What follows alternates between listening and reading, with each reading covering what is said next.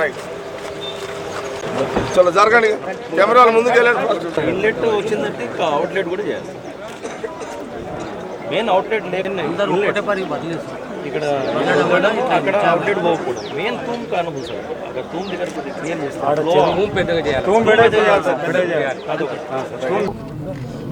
ఈరోజు Sangareddy టౌన్లోని revenue colony అంటే చాలా పాత కాలనీ, సుమారు 20 ఏళ్ళ కింద నిర్మించిన కాలనీ. పక్కకు కొత్త కాలనీస్ వచ్చినాయి, శ్రీచక్ర కాలనీ వచ్చింది, ఇతర కాలనీలు వచ్చినాయి.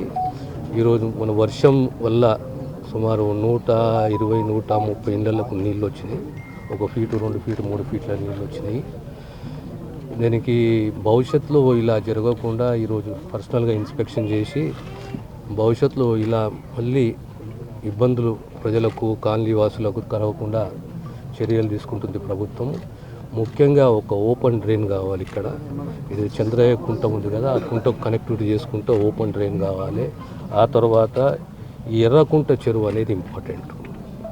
అంటే న్యాచురల్ ఫ్లో అనేది ఆగిపోతున్నది.